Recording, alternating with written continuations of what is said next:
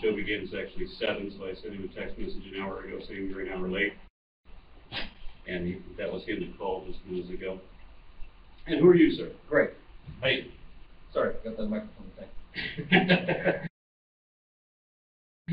What do you want to talk about? I don't know, I just thought it was participating. Okay. Don't you? All right, welcome to the Magic Sandwich. We're broadcasting live from the Hyatt Regency Hotel in Houston, Texas. This is a spectacular hotel. Everything is in marble with a lot of good wood. We've got an excellent view from our room. We're on the 22nd floor, which is about halfway up. It's a magnificent building. You should have brought your remote control planes. You could probably fly them around the lobby. As you can see, for the first time, Thunderfoot and I are in the same room on the same camera at the same time. This is going to be a good time. It was a good time last night. He was drinking. Can you believe that? This man out in public. It was weird because we always thought you both were the same person. I thought he was DPR Jones. That's a myth busted. Okay. And I'm not as good a host as DPR Jones. I wish that he was here. I'm sorry to say that we couldn't fly him out for this. Just Judy, could you tap the mouse pad on that? Thank you very much. Good job. There's our technical staff. So, what brings you down to Houston? First time in Texas, right? Wrong turn at Louisiana. I thought it was supposed to be a left turn at Albuquerque. Well, yeah. Okay, what gave you the inspiration? Why did you change your mind to come down and join us? This is your first conference that you went to since TAM. And I believe you went to TAM only because I said Zomgits was there, and I told you if you would go down there, you would meet her. Yeah, I know PZ this morning was talking about the necessity of blondes,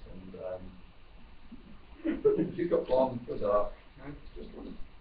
That, by the way, is no joke. P.Z. Myers really did talk about the beneficial mutation of blondness and how blondes were hotter than other people. This is how scientists commune when you get them alone when they're only among their kind, and they say these kind of things. Yeah, my ego was shattered when he said blondes.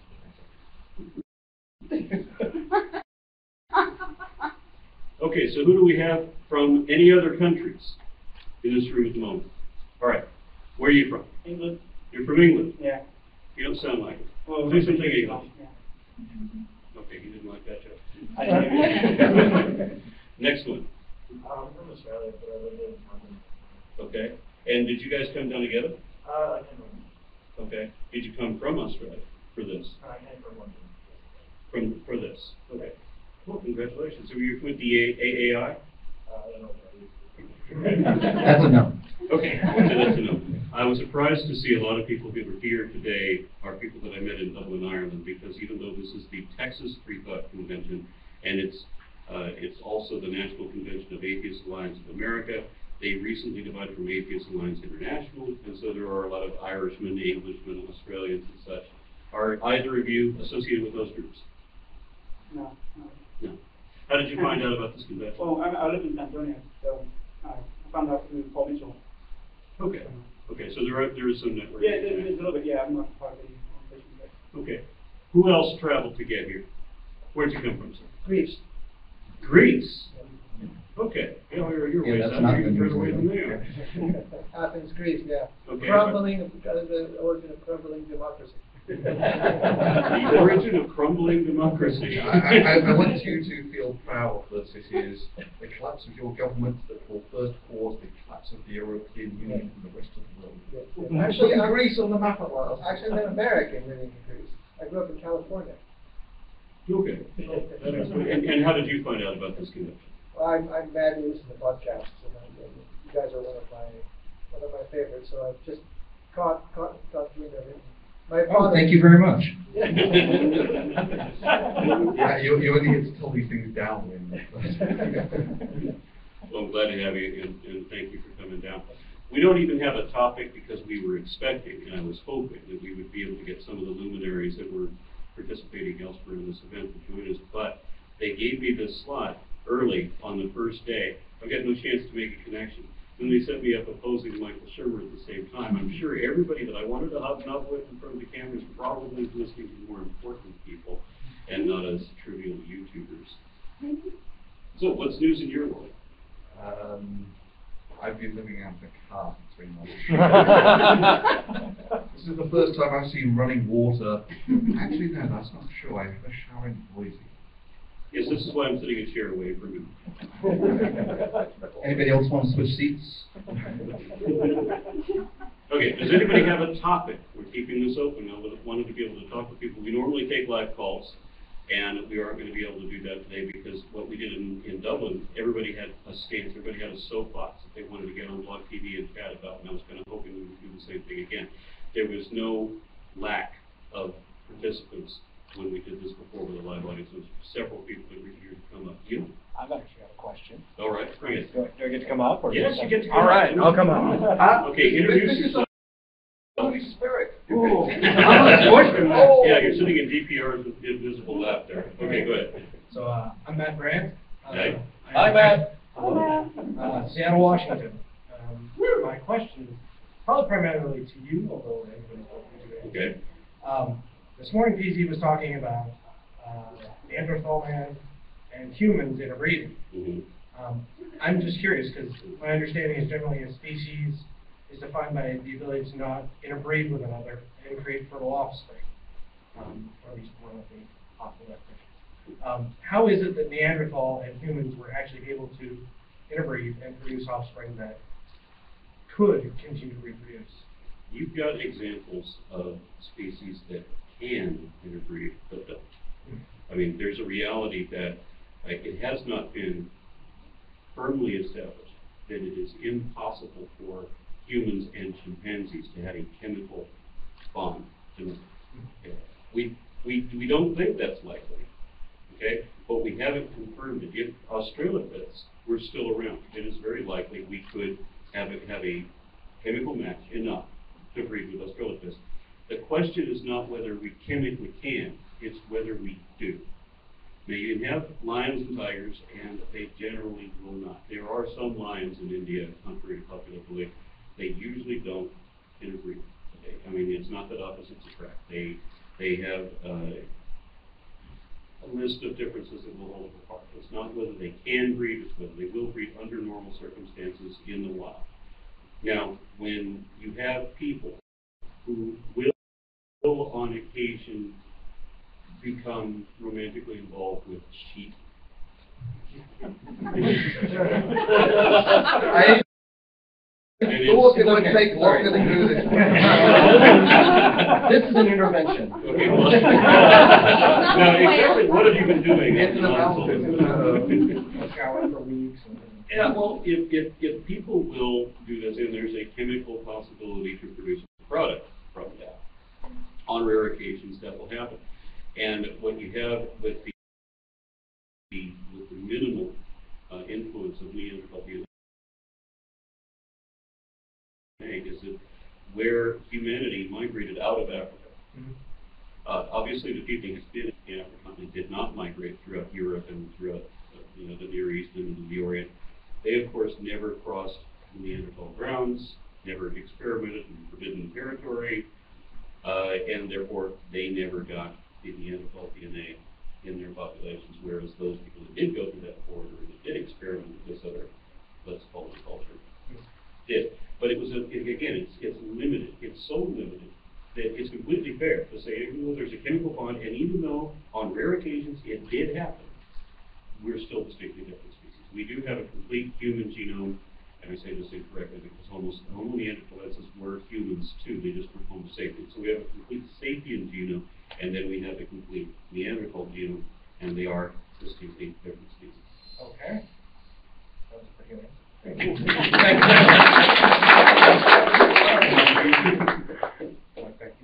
Thank you. Anybody else have a soapbox that you'd like to bring up? Remember, we normally take live calls. This is what we do. It's interaction with people. Who'd like to say something? Okay, good. All right.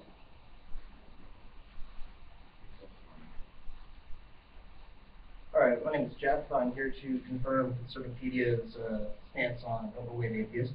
I don't like to make liars out of even my enemies. So I've got two questions for you, unrelated. First off, I'm sick of hearing this argument from people that have a strict anti-gay agenda about how there's no homosexuality in the wild, and it's unnatural. You know, I could take it to my backyard. But I have a gay dog. I had a gay dog. I don't have any anymore. But we did have this one dog that had sex with male dogs and male cats. Always with the male dogs and the male cats. Never did it experiment with we have one male cat, 4 female cats. I've got a picture of it on the internet. Never did this dog experiment with a female. It's males only. I've seen 2 dogs in a, do I really want to say this? 69. That's gross. And to make it worse, they were wiener dogs. So we have now had homo dog hunties and goats. Well, I did say Just sheep, say. but okay. If it gets your goat, we'll do that too. I've also seen plenty of pictures of male lions having sex with each other, and of course male lions are distinct, you know, and then we have a whole species of lizards, the Mexican whip-tailed lizard, the entire species is female. They're all basically clones from each other, and the interesting thing about that is that they're not just that they reproduce parthenogenically. It's not that they're a unisex. It's not that they're male and female. They're predominantly female, and they breed with a mock courtship that starts the recycling or the reproductive cycle, and they actually have to embrace. So it requires lesbian lizard sex. do you think you have enough material to actually put out some? You want a video on that? I want an example of Look at that forked tongue. homosexuality in the wild and. You know, it's funny. Nature. It's funny. We actually were considering a video about that, and I really believe that the next actual video that I go to do is going to be about deviant sex in the wild. And I don't know if the title will probably be something along the lines of wild deviant sex. Because it seems so clean and pristine, but when you look at certain species and the sexual adaptations they have, it's exceedingly vulgar. What hyenas, for example, it's no wonder they are so incredibly mean. Their reproductive cycle requires that the clitoris of a hyena is gigantic. It's the size of a penis. And in order for them to give birth, they have to bite it off. Oh. Wow. Good night, everybody. Okay, those are how deviant it is now. Auto-pallating. Happy place. I'm just trying to imagine the beneficial mutations that led to. So are they. It's God's beautiful design there for you. We watched a video. We did. We watched a video of a hyena having sex, and we were both. We're not having sex, but actually giving birth. We're watching this, and hyenas aren't pretty to begin with. But watching this, my wife and I were both wincing at how vulgar it was. I mean, who plans this? Okay, this is what I'm going to do with this species. I'm going to totally jack you up. We've got another species that the male exists only to reproduce, and you would think that would be humans. There's I think it's the anglerfish. The male is tiny, diminutive, right? And once it begins the sexual process, it never stops. It never breaks away and goes and breeds again. It breeds for life, literally. It attaches to the female, never detaches, and becomes absorbed within her body. So that he does not exist other than his reproductive organ. That's the only part of him that remains after she absorbs his entirety. Wow. I've never watched the Kardashians. Does this have anything to do with the... We are not the kind of show that even discusses the Kardashians. Anybody have 2 questions? Yeah, Can we move on from gay porn, animal porn? All right. So, my other question is, I know you've been an advocate against just religious encroachment upon education What are the resources that everyone should be aware of when trying to protect their life? And maybe Freedom from Religion Foundation, ACLU, but this is mostly to, I'm trying to get more information out there to like the kids in high schools where, oh, your assembly hall, everyone is a required assembly, by the way, they're going to have a bunch of Bible bashers giving you like their character speech. Are you talking about where to direct kids when they want a community outreach, when they see something atrocious going on and they want to notify? Right, and it's maybe kids whose parents are religious and so they can't rely on what they would normally use for their structure. Like where do they go? What sort of resources? And also adults. What have you had success with, and what do you recommend? Well, it depends on the situation, and I'd be happy to direct anybody that contacts me. As a matter of fact, I had a concerned parent who was upset that his high school senior was taking college classes for dual credit, and the coach that was hired to teach the class was supposed to be teaching zoology. Now, where do you have a better example of evolution and evolution taught properly than zoology, because evolution is a theory of biodiversity? But what the guy decided to do instead, since he was in Texas, is he decided that the zoology students may not be adequately aware that there is a creationist controversy. So that's what he taught instead. And he had mock debates where he would quote out of the writings of Ann Coulter to the child that's trying to represent the scientific position. And the parent was outraged at this. Now the teacher has backed away completely from this. And it might be that when the teacher contacted me and he asked me what to do, I said, this is what you do. You're going to email that teacher. In the email, you're going to carbon copy, not blind carbon copy. Let him see everybody else you're sending this to. Send this letter to him and ask him, are you really saying, just ask him for confirmation, is this the position that you are backing? Are you really teaching this to your children as if, and I gave him a series of questions, did you actually present this as if it were potentially true, right? And you email it to the teacher, and you carbon copy the principal, and then you carbon copy the Freedom from Religion Foundation, and you carbon copy. I actually gave him like 4 or 5 different, the Texas Citizens for Science, and the National Center for Science Education, and let him see all the different organizations, activist organizations you're sending this to. The response was immediate. I also included to have my email in there for that. And the response was immediate. The teacher said he was just joking. That's all it was. And that it was just playing around, and he didn't mean it, and he apologized to everybody. I thought that was a pretty profound reaction, and it was an immediate reaction. I don't know if the teacher was being sincere. I don't know what his legitimate challenge was. But he saw that, okay, there's real action going to be taken here. It depends on the situation. That one was teaching creationism. I can't offer the same activist groups in other instances. But there are several people represented, the DF4, represented here, for example. Several organizations you can contact real easy through people like ourselves. And I'm open to be contacted for people that have concerns and need to know what to be directed. All right. Okay. And we can't talk about animal porn anymore. You see, I've got a quick comment on that. And when you say animals, it tends to be bird dogs. What are you into? Well, I was thinking invertebrates, flies. They don't have teeth. Yeah. Okay, enough of that.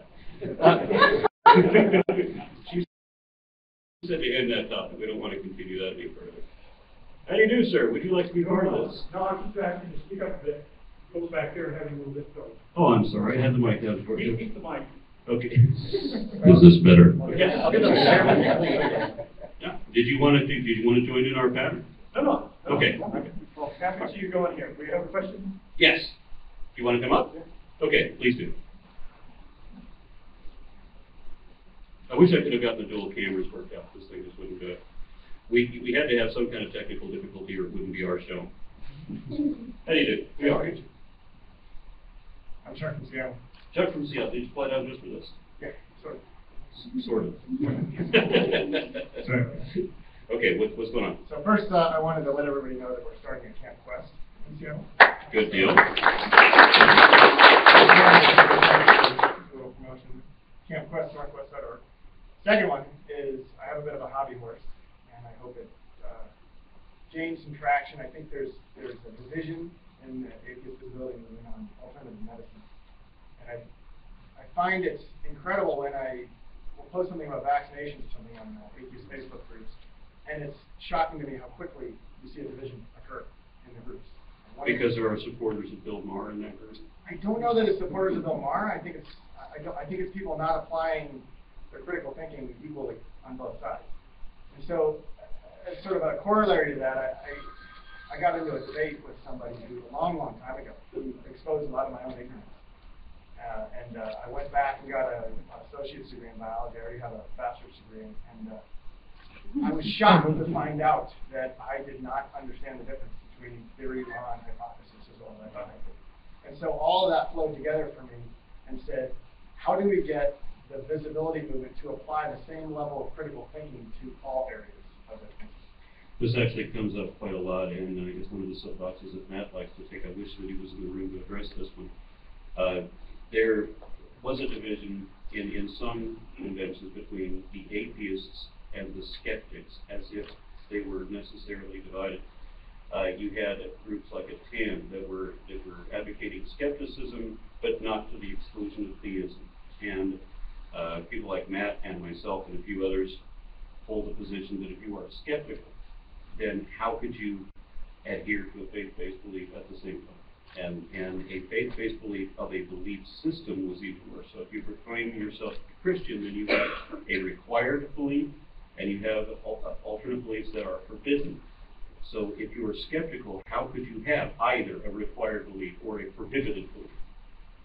These are not. If you are skeptical, you will, in our perspective, in our opinion, you will invariably, eventually, arrive at atheism, which is just, it's not saying there is no God. It's lacking the conviction that there is. Leaving open the possibility that all kinds of things might exist and we can't prove or disprove. We're not positing that you don't go anywhere or that nothing happens when you die. We're not making any statements of that effect. We're just saying we don't know. We don't have any reason to believe that anything happens when you die. We don't have any reason to believe that there is a God. We lack belief. We lack conviction. Conviction is a belief. A belief is a conviction. If we lack a conviction, we don't have the belief. Atheism. I have to give that definition to everybody.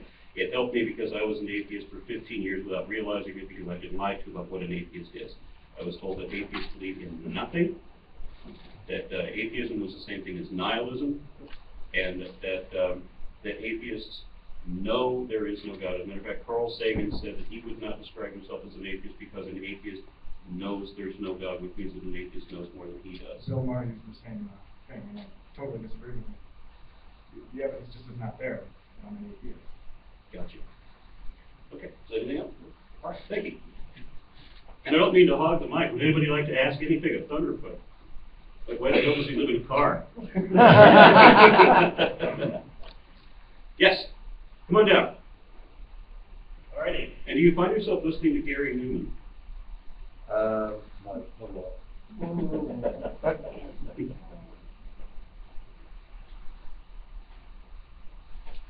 Okay. My question has to do with communication with non-believers. It would be my position that how we define atheism is unimportant. What's important is what the believers do, how they define atheism. And it's my perception that people who are believers believe that atheists flat out believe there is no God, and they're absolutely positive of it. On the other hand, agnostics leave that possibility there. Now, I don't know how everybody defines everything in here, but I think that's the general definition or distinctions out there in the believer community. Well, I think the definitions are important, or we don't have a common language. We don't know what each other means. I have to clarify what I mean when I use a word. I have to say what that word means. Otherwise, I'm like Humpty Dumpty. You know, the word I use means exactly what I need it to mean, no more, no less. We get that in the creation story. I've actually had debates with people that refuse to define words. insisting that the audience or the people that were reading debates and written debates would imagine these words to mean whatever they think they should be. And of course that doesn't work. We can't establish which is true or whether there are, you know, a certain thing like transitional species. We have to define what that is before we can determine whether they exist or not. So on the comparison of Gnostics versus atheists, it is not that a atheist knows there's no God and not agnostics don't know if there's a God. You can be a agnostic theist. You can believe there is a God and be aware that it is impossible for men to know the true nature of God. Meaning, we don't even know the identity of God. If there is a God, it could be the Christian God, it could be the Hindu God, it could be something else. Something we haven't even imagined. You can be an agnostic atheist, which most atheists are agnostic. Agnostic means we have no knowledge of God's true natures. We can't. And it's just an admission that we can't pretend to know what we know we really don't know. Gnostic theists will assert that they know that there is a God. And I have encountered a few atheists who say, I know there is no God, but they are the minority. Most atheists are agnostic atheists, and you don't have to make a division. It's not a gradation. And I always feel compelled to make that distinction too, again, because it helped me. Did that help you? It helped me. Okay. It helped me. I'm not sure it helps the believers. I don't know what will help the believers. I agree. I sometimes wonder if religion can be like Thorazine. Some level of it, yeah. Okay, did you have anything else? Nope. Okay, I have another hand raised, so thank you.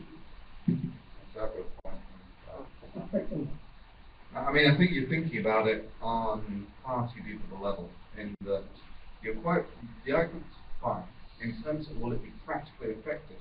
I think what you get to bear in mind is no one, if we take a look at the religious population, how many have even touched on any of these details that you're talking about? It's basically none. For them, it's a social club. Well, it's also misrepresentation. They require that it be.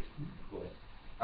So it's my experience that the majority of the problem with atheism is essentially a branding one, and it's one for which the battle is essentially fought and won in America. And that the branding of atheism came back with the communist era, where atheism was communism, it was the enemy, it was the Al-Qaeda of its day.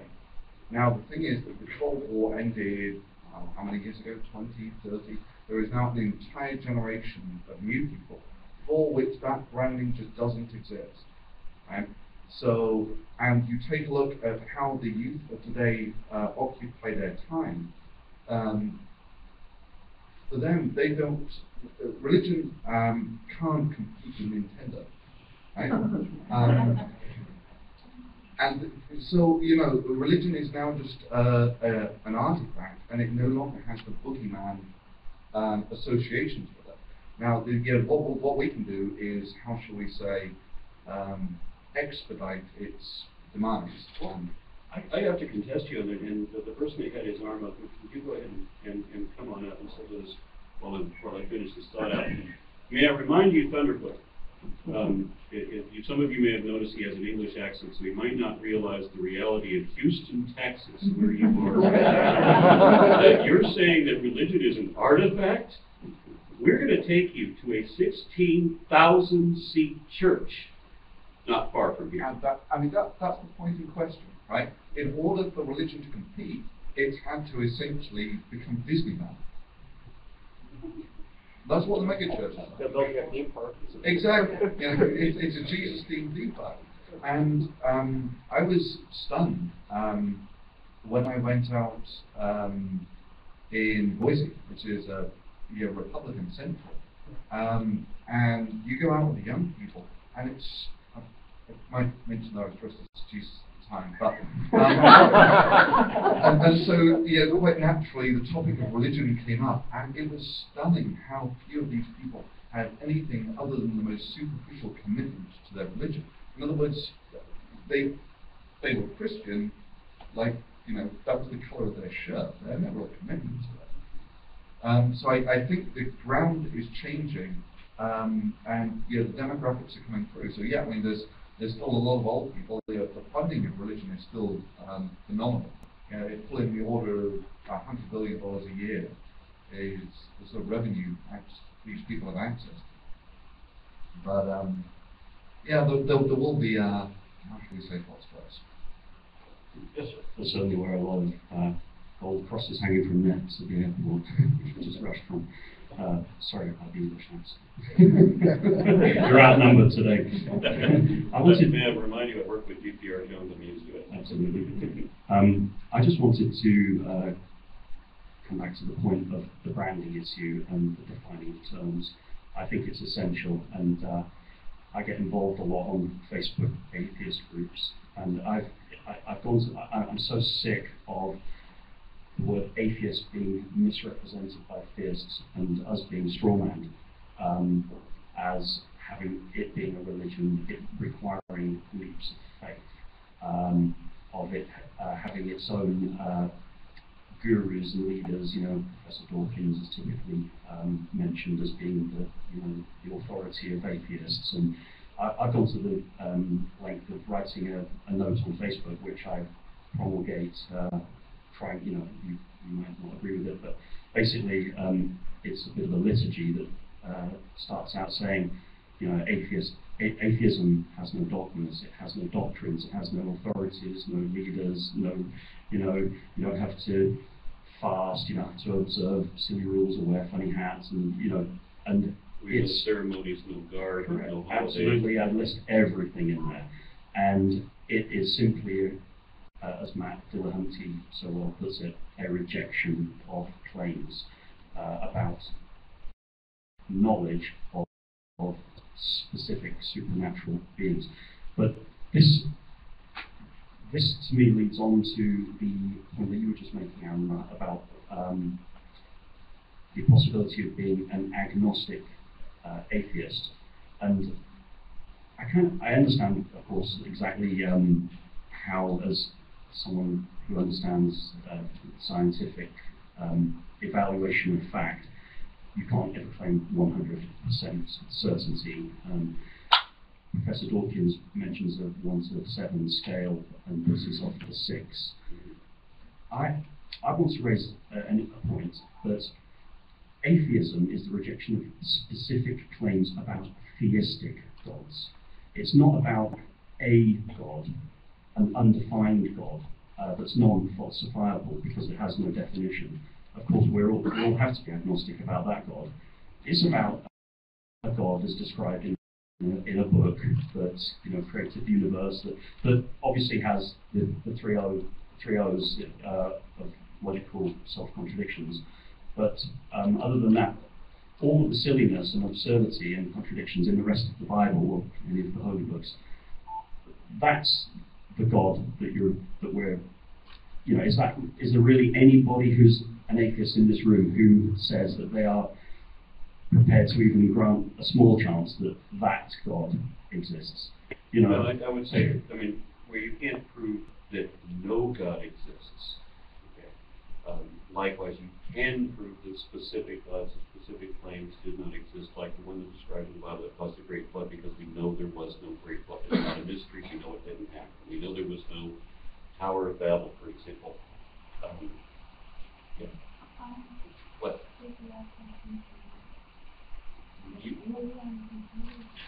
DPR said to mute my mic, and you didn't get the joke. All on TV. When you make specific claims and they are falsifiable, yes, we can show that particular thing is number one. People want to prove to me that there is or isn't a God. Don't worry about it, Matt. Come on.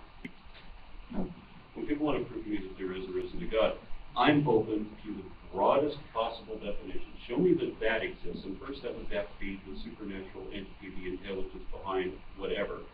And then we can get more specific. And I have to have a definition of God, and everybody wants to leave it undefined. They want to avoid that. And they'll give me a definition, like I went and attended a seminar with Frank Turek not long ago, where he gave his definition of theism and then excluded Mormonism because they deviate from his belief system.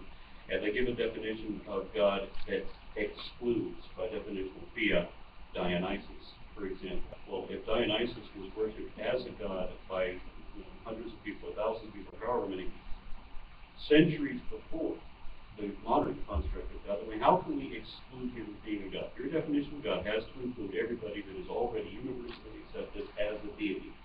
And people just want to write the definition such that theirs is unique and overpowers everybody else.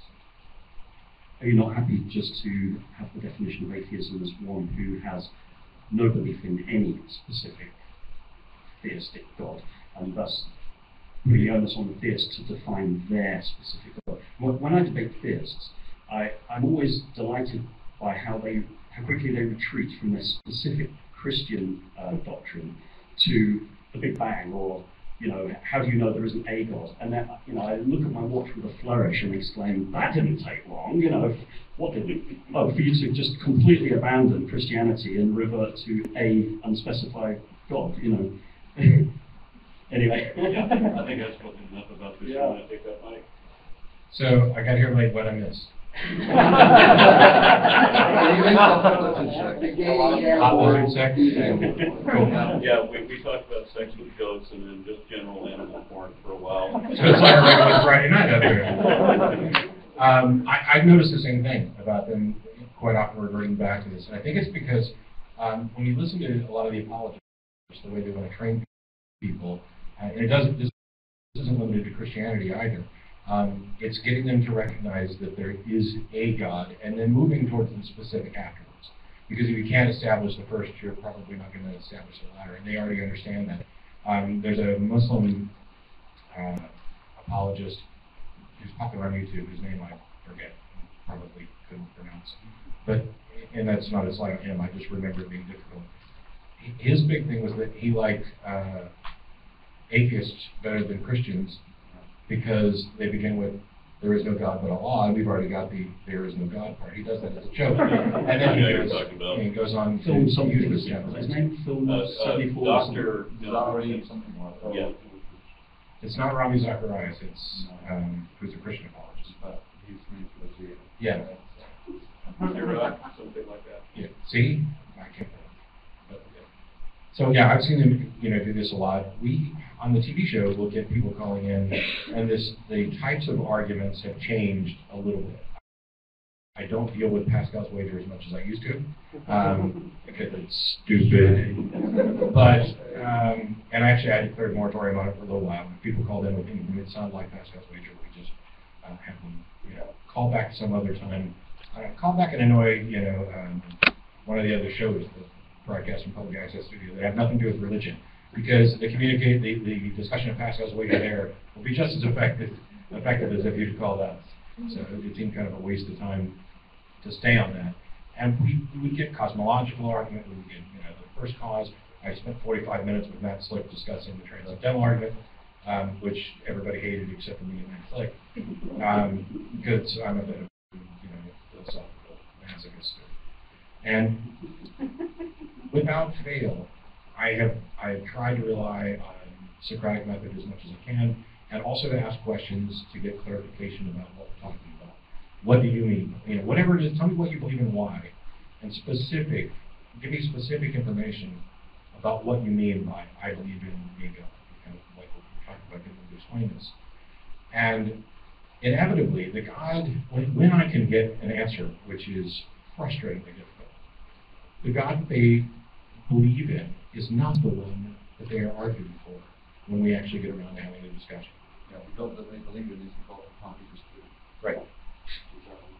And that just seems, it seems to me, it's always seemed it's one of the protective mechanisms that the successful religions have built in. And, there's a little bit of this, I'll probably talk about some tomorrow, but we are all idiots. I call people morons, idiots on the show, and I get hate for it. Why are you doing that? You've sacrificed the high ground.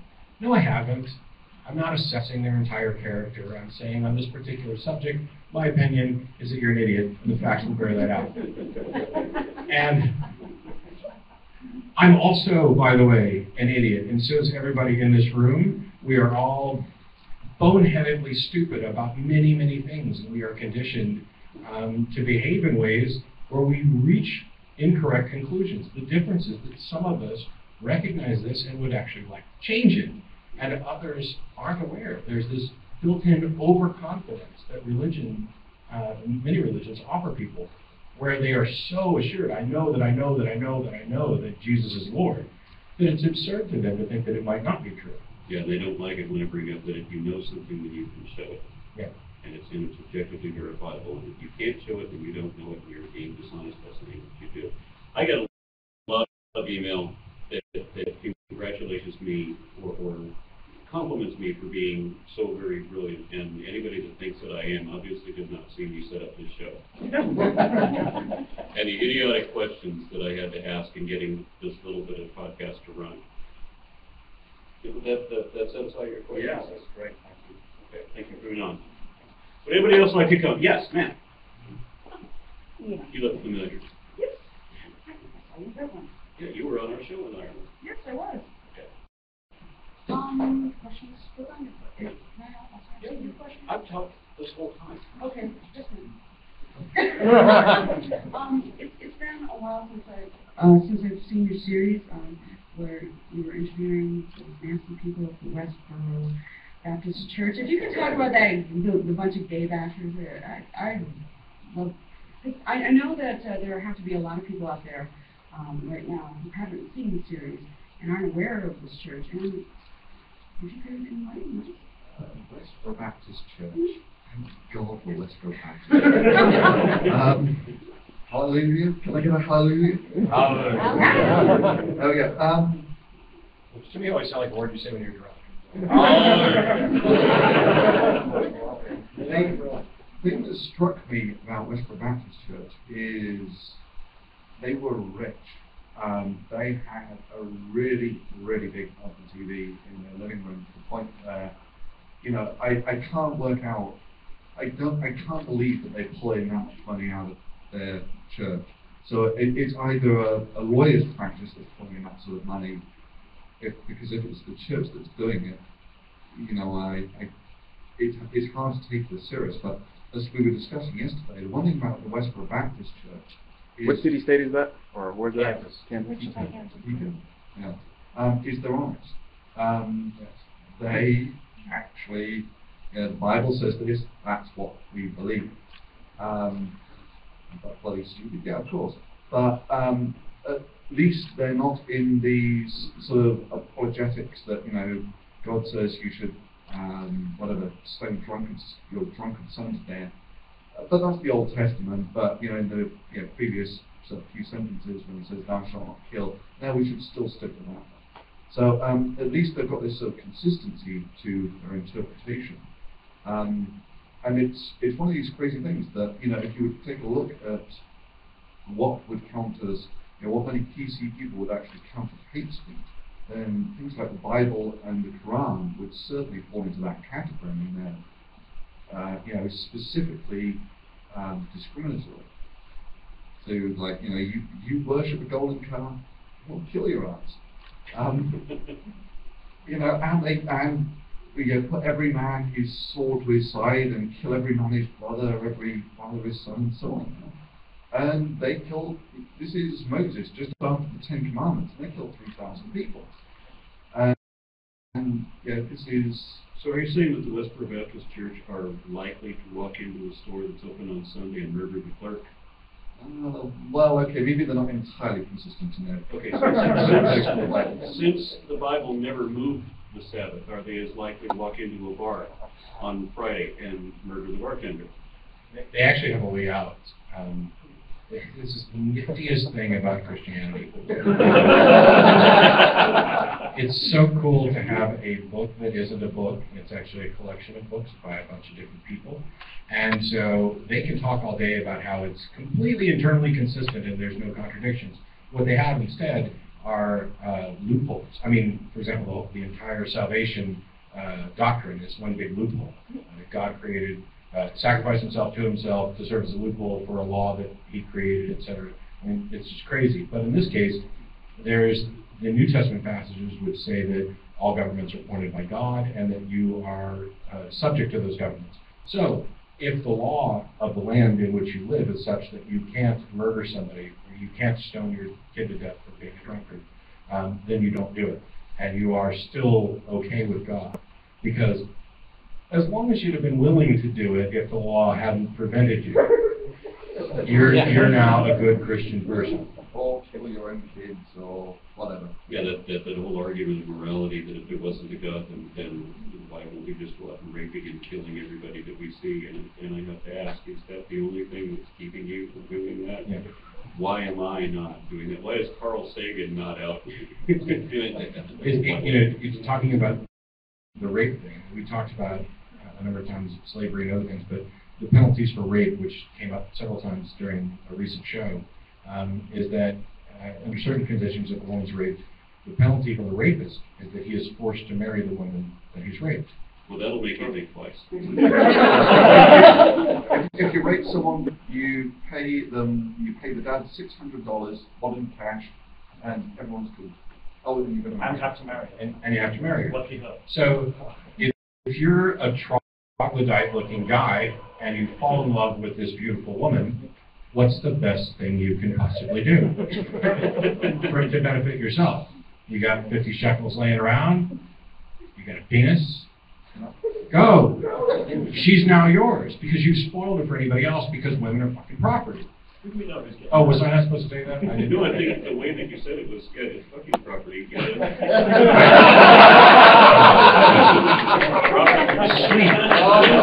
I was concerned about the language limitations, not that they get a double on fun.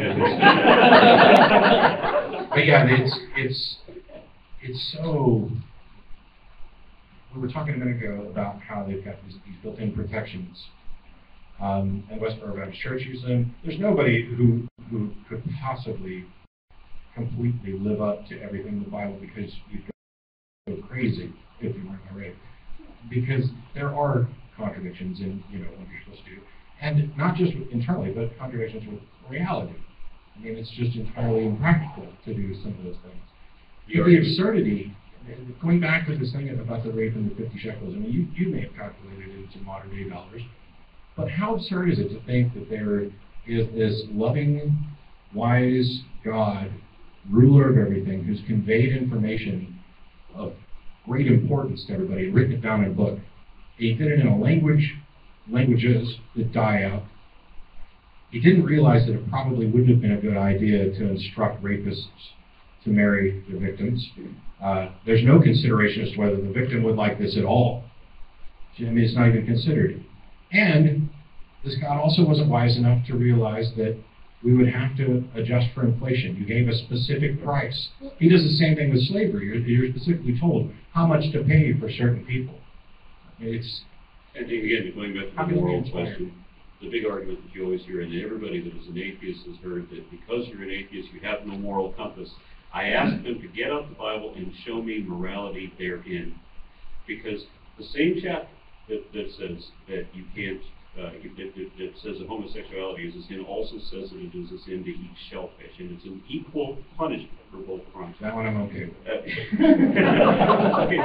But nobody, as you said, you can't translate into modern society. You could not live out the laws dictated in the Bible without going to prison.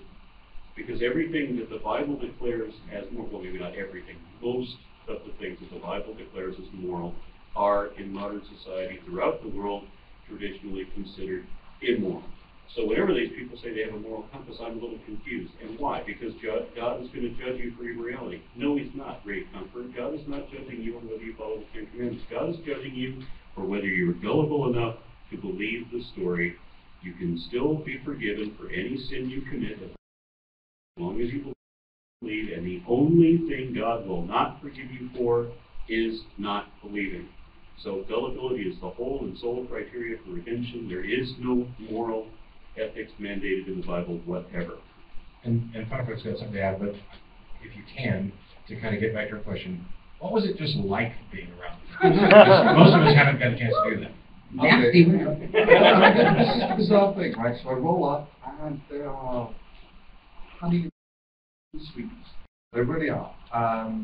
And it's almost the second that you actually get on to the Bible, it's bam, bam, there's this change from sort of sweetness and light to sort of screeching harmony.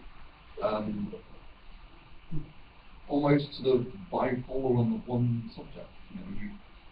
The second it becomes clear that the conversation is going to go to religion, everything changes. I mean, it's one of those crazy things. I had dinner with them, and the subject of religion not come up. You might not have even noticed. It was a little funny the way that the mother sort of sticked very close to the daughter. That was a little weird.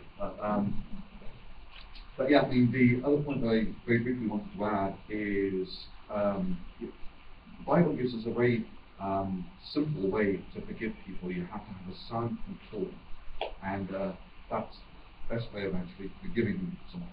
Just to say, sorry, forgive you, we can move along. Thank you very much. We have, yes, come on up. So the lesson is don't have daughters or you're screwed. Yeah. But take a look at this fan.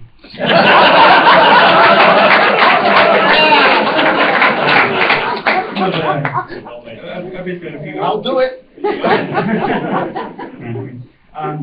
I wanted to agree. Two people before me. They're mentioning something about the definition of atheism. All the time I get people coming to me asking me, just on Thursday, I had someone say, would you consider yourself an atheist? And I asked them, well, what's an atheist? Well, do you believe in Satanism? Like, no. Then I'm not an atheist. So I have them, it's the same thing with God, I can say I do not believe in God, and I'm 100% sure of it because I haven't defined what God is. What is it made of? Where did it come from? I'm stunned. I live in Texas, and I don't encounter people that atheists believe in Satanism. This is San Antonio. Yeah, it was 19 years old to be fair. He was 19. Wow. But still, you have to educate him. Okay, well, I need a definition for Satanism then. Exactly. You make them answer it. But then here's the thing, I've noticed in many debates, you can't get them to answer. Once the onus is on them to produce anything, they shut the hell up. Frank Turek's speech, he demanded that I tell him what was the origin of the universe, how did it really happen, or whatever questions we didn't have, how did life first begin, things of that sort. And I said, the difference between you and I is that I'm not asserting knowledge I don't actually have. I'm not pretending to know what I don't know. And that's his position. If you make them answer the question, they can't, they won't, they want it all to be on you, and if you can't answer, that means it happened by magic. Yeah, and in Frank's case, I could stand up here and tell you the origin of the universe. I'd be making shit up without evidence, just like you are. So I'd rather not. Now, if you think you know, you think you have an explanation for the origin of the universe, go ahead and provide it, and then tell us how it is that you know this. Because otherwise, we might as well be sitting up here just tossing out assertions. The universe creating pixies happened to sprinkle dust, and this is the origin, and you can't prove me wrong. My favorite question to ask anybody standing behind a podium delivering a sermon is when they make that statement of fact, as if they actually know something that can't be verified, isn't indicated by anything, how do you know that? Yeah. And of course, they don't have an answer to that either. The storybook said so, and that's about it. Ricky Gervais said pretty much the burden of on them. He said, yeah, if you can go around telling people you're a superhero, and you ask them to prove that you can't fly. It's the same thing. It's just, to me, I think it depends on for a while. I've been able to argue with Christians, and it works. It works every time. If you make them, read, and they're struggling. That's just ask lots of questions. Yeah, exactly. Answer questions with a question. That's the right questions. One of my big pet peeves is, and not just on behalf of us, but I think people are prone to asking the wrong questions that betray their prejudice. We see this all the time in surveys where they run around and they'll call people and ask survey questions, and the questions are worded in such a way that they don't actually get the information they're looking for. I had a guy call the show one time, and his question was, okay, if God didn't create the universe, who did? Well, by inserting the who in that question, you've already limited the scope of the answers. I had somebody challenge me that said, if you don't believe in God, how do you explain the fact that he sent his son to die for your sins? Satan doesn't exist, and how can you explain that to now? That's a thing. One more thing I would add to Thunderf00t. You mentioned something about how as soon as you mention the Bible, I think people are crazy. And I think one example is her mother actually. We have a thing, I don't want to hear about your thing. But pretty much anytime. I do. Anytime. Go ahead. I'm sorry. Go ahead. But, It's not used. But yeah, well, pretty much anytime religion comes up, she goes there. Along with people. But yeah, we talk about penguins and what a good time. Okay, penguins and it's a penguin show. Yeah, and since you take her off of it, she's good. She's no good. Without that one thing, that's the only thing separating. Do me a favor, would you take that banana out of here? It's going to give you nightmares. All right, we've only got a couple minutes left. Would anybody else like to come up? Anybody feel strong about it? Yes, yes, you in the striped shirt. Come on up.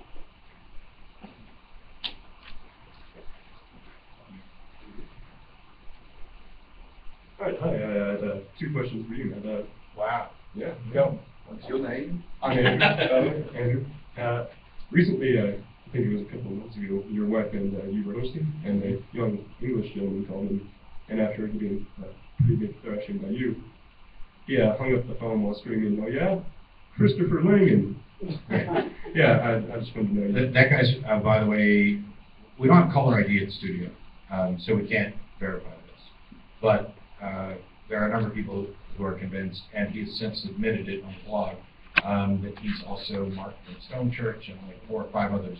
And his view is that our show should always have 75% contentious callers, and if we're not getting them, by George, he's going to call in and do it. If you watch this episode, you're still a dick. Stop calling. But yeah, I don't know what the follow-up question was. I just wanted to know your thoughts and Yeah, opinions on Christopher Langan. Oh, I'm Chris Langan. Let me go back to the call thing for a second. I'm avoiding Chris Langan. We're okay with having people prank call the show as long as it actually, because I can't prove that the person calling in and saying this doesn't actually believe it. No matter how crazy it may sound, there's probably somebody who does believe it. So as long as it allows for a good conversation, we get to make good points, I'm not going to harp too much over whether they're real or fake. Because I'm not trying to convince the person on the phone, I'm getting information out to all the other people who are watching it. With regard to Chris Langan, all I can say is I'm of the opinion that he's a kook, who may in fact be very smart, very intelligent. I remain unconvinced by his mathematical arguments that supposedly prove the existence of God, because I'm not aware of anything within mathematics that equates to something other than quantities. You have to inject the concept that there's no God concept in math, so you cannot use math to prove a God. I realize I'm probably not as intelligent as Chris Langan, but you had to have injected the concept of God into your equation in order to be able to come up with anything, and that just doesn't work. So, not a Chris Langan. And I read it a while ago. You said you were in the works of writing the Yeah, I knew that was good. After the American Atheist Convention, I was sitting in the airport getting ready to go back to Austin. I got a call from my boss that I was losing my job. Some people have already heard the show, or listened to the show, already heard this. And so I thought, okay, this is a good time to get busy writing a book, because people keep asking, and I've started 3 of them. And I thought, great, I'll get around to finishing one of those books. Fortunately for me, and unfortunately for the book, I found a new job before my old job even finished. And so I worked 2 jobs for the month of June, which is really handy if you're having a wedding, as I am, to have that extra income. Thanks. And so the books are back on hold. That's the thing. A lot of I'll do it after we're done with this. I'll say something about that after we're done making that example. All right. Anybody have a last word? Yes. Come on up.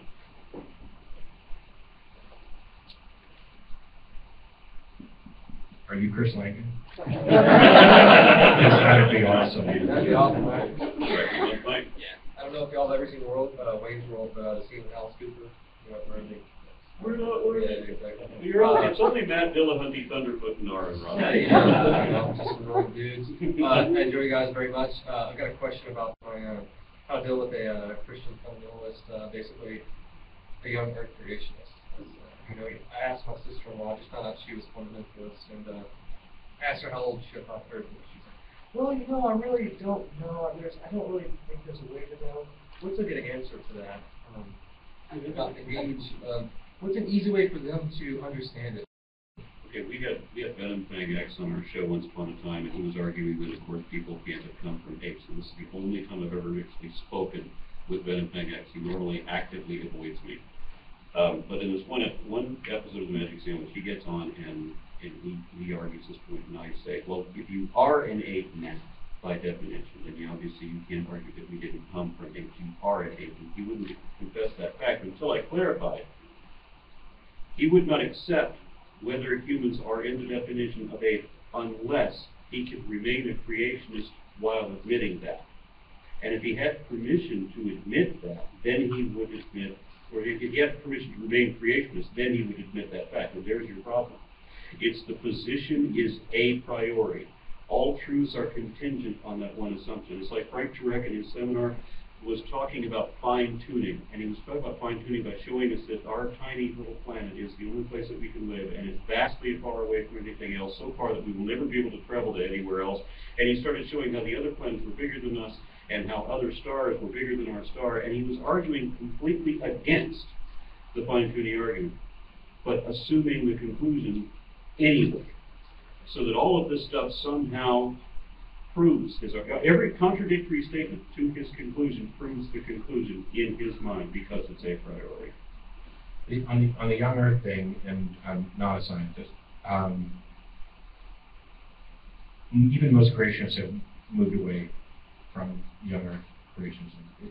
I put them in the roughly the same category as like the moon landing conspiracy theorist people, or the flat earthers. I'm hoping they get to the level of the flat earthers. Hey, Pun City, welcome to the convention. My thing is, you know, you have to present some hard evidence that just simply contradicts it. One of the ones that I kind of find fascinating, but the limestone in the Great Pyramids.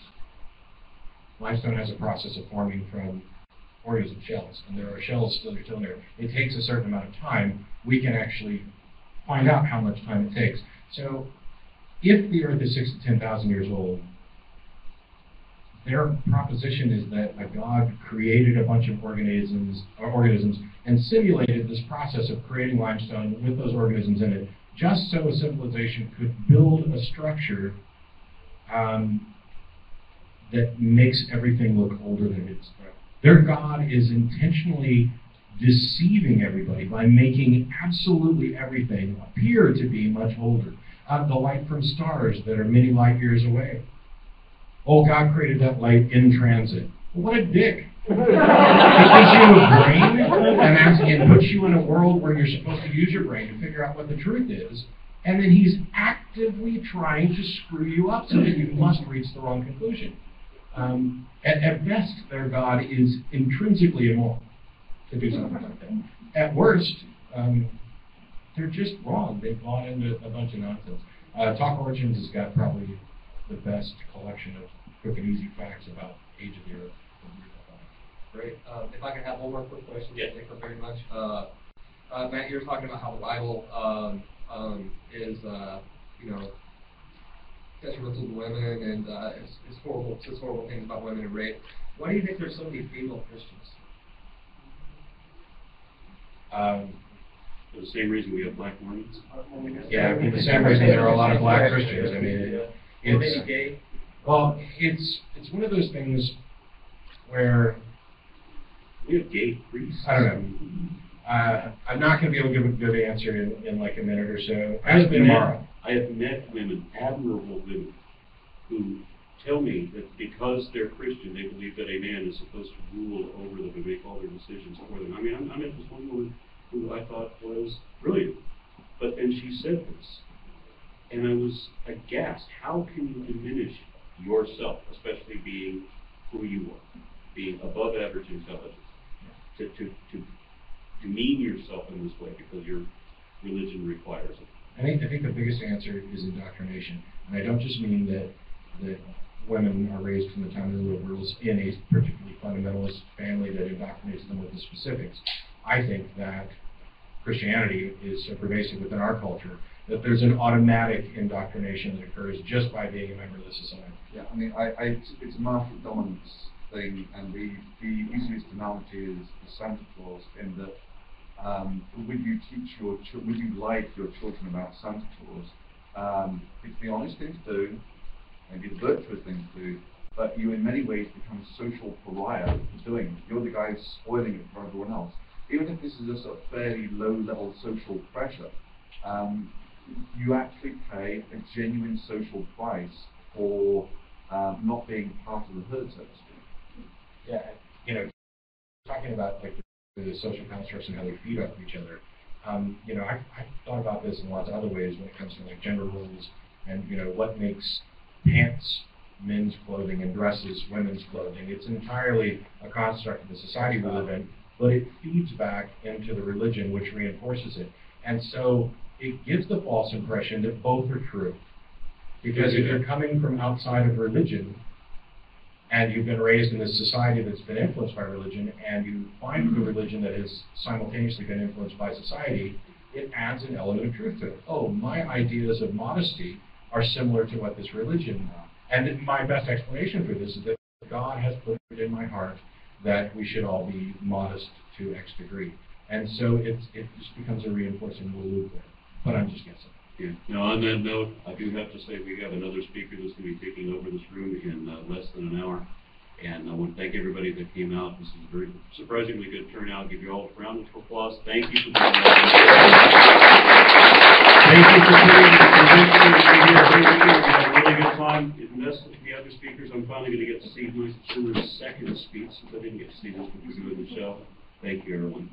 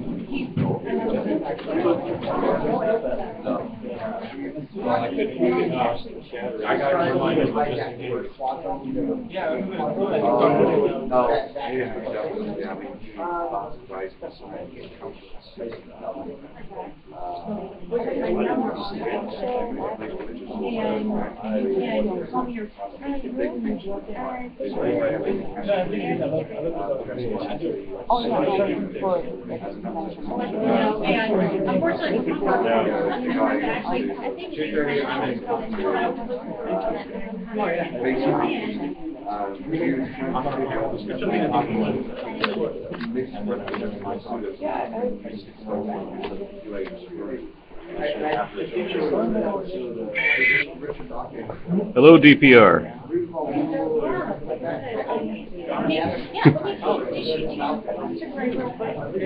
I wish that I could, and I sorely wish that you could be here. I am not the host that you are. I told him about Thank you very much, sir. Okay, you too.